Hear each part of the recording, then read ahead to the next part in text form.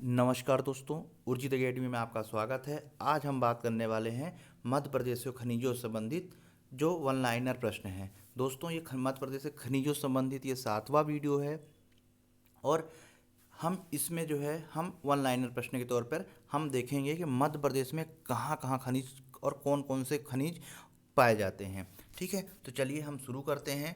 मध्य प्रदेश में खनिज। दोस्तों, ये प्रश्न इतने महत्वपूर्ण हैं कि ये प्रश्न कई बार पूछे जा चुके हैं और आगे भविष्य में जितने एग्ज़ाम होंगे वो कहीं ना कहीं पूछे जाने की संभावना, प्योर संभावना है, पूरी की पूरी संभावना है। इसलिए जो है इसको ध्यान से पढ़ें और अपना स्वयं का नोट्स बना के पढ़ें। ठीक है, तो चलिए हम शुरू करते हैं। तो सबसे पहला प्रश्न है कि राज्य खनिज निगम की स्थापना कब की गई थी। तो दोस्तों, राज्य खनिज निगम की स्थापना जो है 19 जनवरी 1962 में की गई थी। ठीक है, अगर आप 1962 या 1962 याद रखते हैं तो कभी कभी ऐसे प्रश्न पूछे जाते हैं कि 19 जनवरी 1962, 20 जनवरी 1962, इसलिए जो है आपको ये पूरी सटीक जो है 19 जनवरी 1962 पूरा आपको याद होना चाहिए। ठीक है, जिसमें गलत होने की संभावना बिल्कुल भी नहीं रहती है। इसके बाद दूसरा प्रश्न है, मध्य प्रदेश में खनिज नीति जो है पहली बार कब घोषणा की गई थी। दोस्तों, पहली बार जो है मध्य प्रदेश में खनिज नीति की घोषणा 1995 में की गई थी। ये मध्य प्रदेश पीसीएस में पूछा गया प्रश्न है। इसके बाद मध्य प्रदेश का सबसे बड़ा कोयला क्षेत्र कौन सा है। मध्य प्रदेश का सबसे बड़ा कोयला क्षेत्र है सुहागपुर का। ठीक है, अब ये सुहागपुर कहाँ आता है, ये सुहागपुर आता है शहडोल जिले के अंतर्गत। ठीक है, तो आपको शहडोल जिला भी याद रखना है। दोस्तों, ये जितने मैं प्रश्न बताने वाला हूँ ये सारे प्रश्न बहुत इंपॉर्टेंट है। अब आप पुराना अगर आप देखेंगे पुराने प्रीवियस पेपर तो ये प्रश्न कई बार पूछे गए हैं। यानी 2013 में भी वही प्रश्न पूछा गया है, 2017 में भी, 2015 में भी। इसलिए इन प्रश्नों को आप अगर अच्छी तरह से पढ़ते हैं तो आने वाले और जो एग्ज़ाम हैं, क्योंकि अब वैकेंसीज आने वाली हैं और उन वैकेंसीज में ये बहुत फ़ायदेमंद होगा।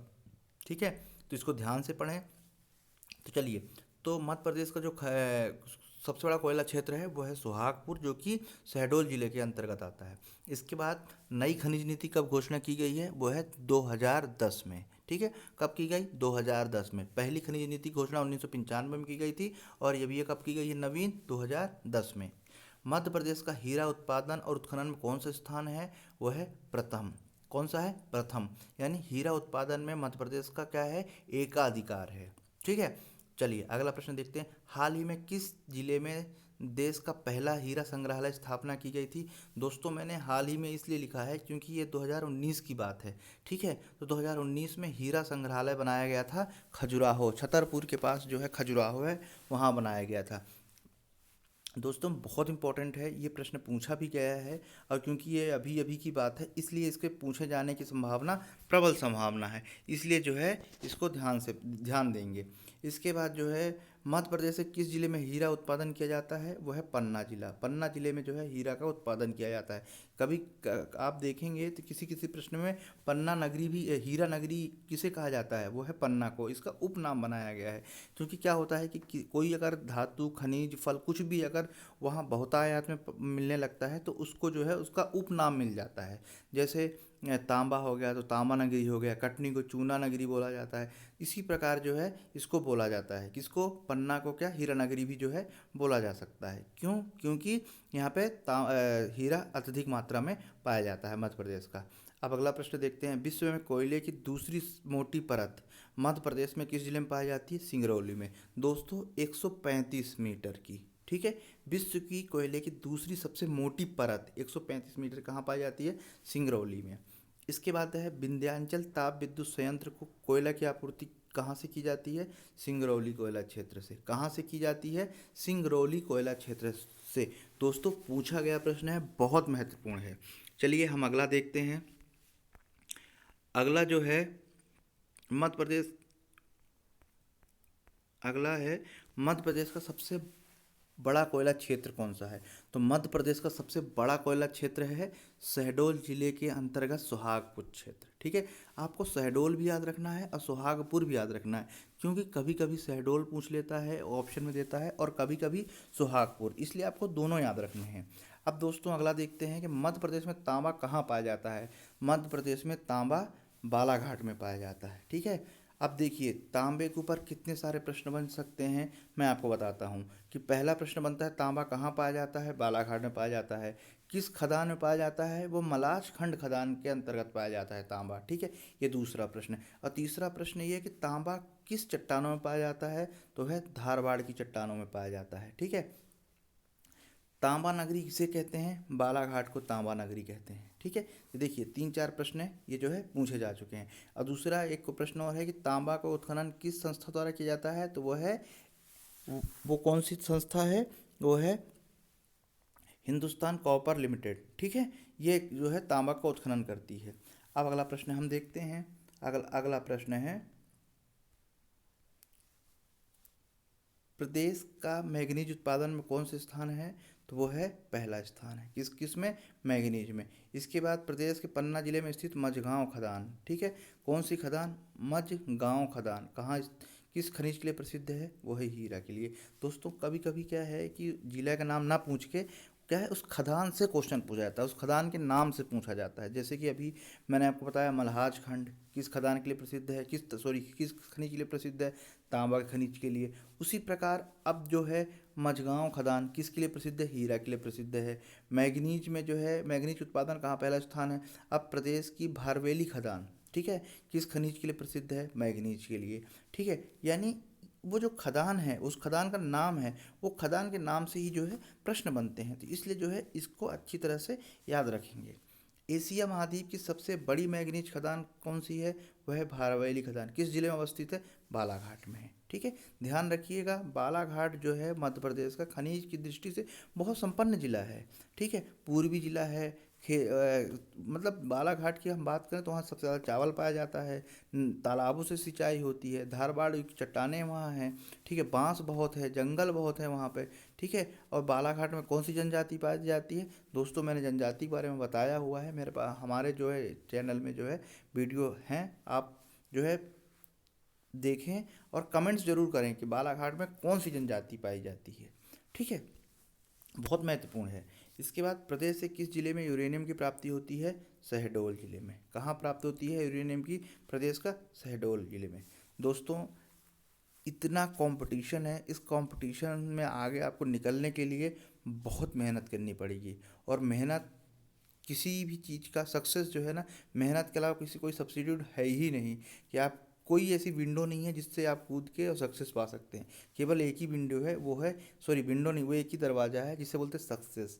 सक्सेस जो है मेहनत है। उस सक्सेस पाने के लिए जो है एक ही डोर है, वो है मेहनत, हार्ड वर्क। तो उसके लिए जो है आपको हार्ड वर्क करना ही पड़ेगा, ठीक है।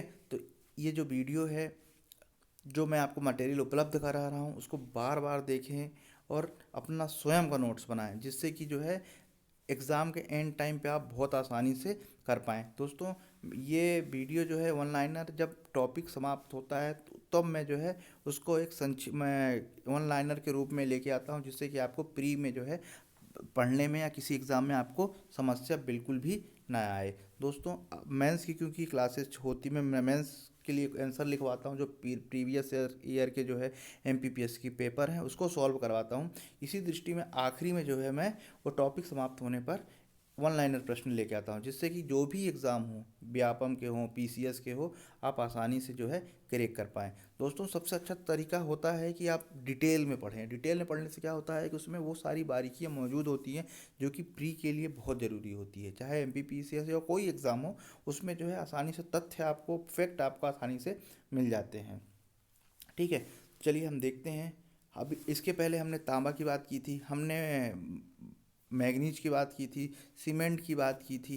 तो ये जो सारी चीज़ें हैं, अगर सीमेंट से रिलेटेड कोई प्रश्न पूछा जाएगा तो आप जो है आसानी से उसे कर पाएंगे। वीडियो डाला हुआ है उर्जित एकेडमी में।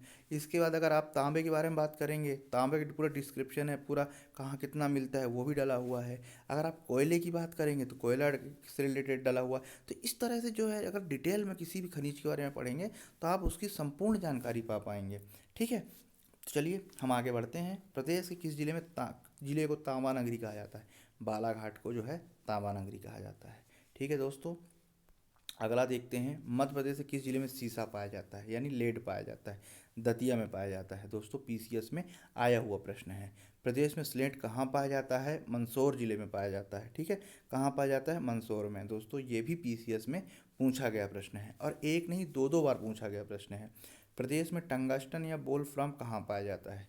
दोस्तों बहुत इंपॉर्टेंट प्रश्न है, 2010 की पीसीएस में जो है ये पूछा गया था कि प्रदेश में जो है टंगस्टन कहाँ पाया जाता है, तो वो है होशंगाबाद में। ठीक है, वो भी होशंगाबाद में कहाँ? आगर गांव में। ठीक है, कभी कभी टंगस्टन ना पूछ के वोल्फ्राम पूछा जाता है, तो ये हमको टंगस्टन भी याद रखना है, वोल्फ्राम भी याद रखना है, होशंगाबाद जिला भी याद रखना है और आगर गांव भी याद रखना है, जिससे कि ये चारों वर्ड आपको बिल्कुल मिस ना है। अगर आप पूछा जाए वोल्फ्राम कहाँ पाया जाता है तो आप बता पाएंगे होशंगाबाद में और आगर गांव में। अगर आपसे टंगस्टन पूछा गया तो भी आप बता पाएंगे, इसलिए जो है।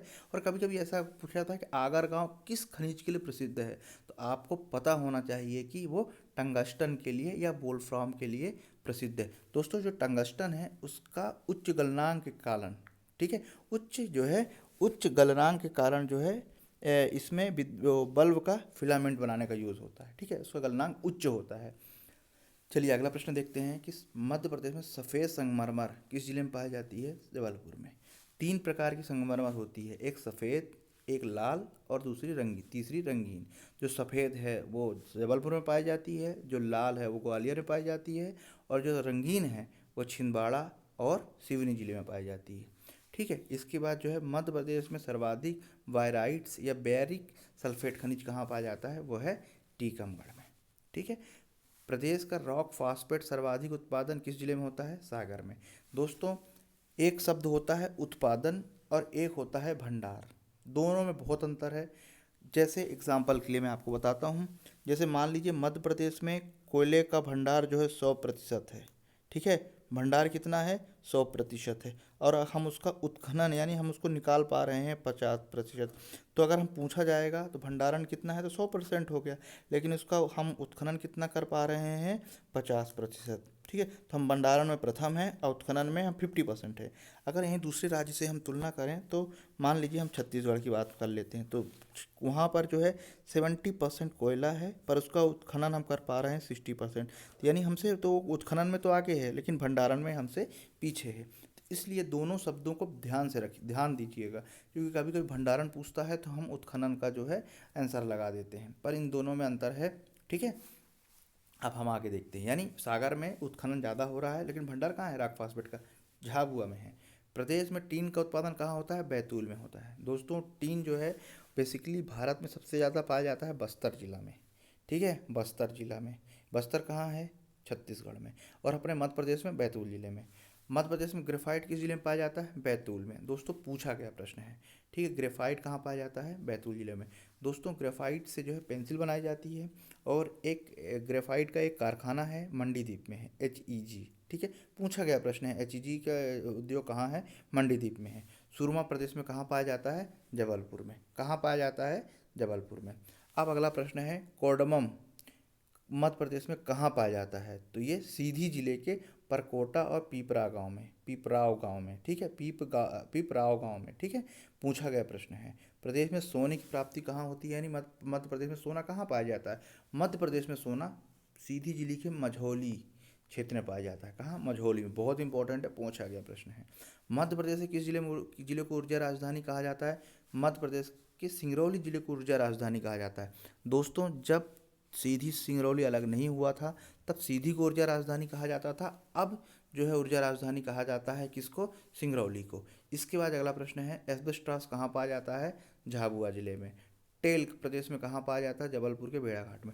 टेल्क क्या होता है दोस्तों? इतना मुलायम होता है टेल्क कि आप उसे नाखूनों से खुरेच के कोई आकृति बना सकते हैं, मूर्तियाँ बना सकते हैं। जब आप कभी जबलपुर या होशंगाबाद जाएंगे तो वहाँ पर आपको टेल की मूर्तियाँ भी नहीं रहेंगी, तो उसको छेनी हथौड़ी की ज़्यादा ज़रूरत नहीं पड़ती, आप उसे नाखूनों से या बहुत पतले किसी थोड़ा से ठोस से आप उसे आकृतियाँ दे सकते हैं। ठीक है, इसके बाद लोहा मध्य प्रदेश में जो है कहाँ पाया जाता है? जबलपुर में पाया जाता है। दोस्तों पूछा गया प्रश्न है।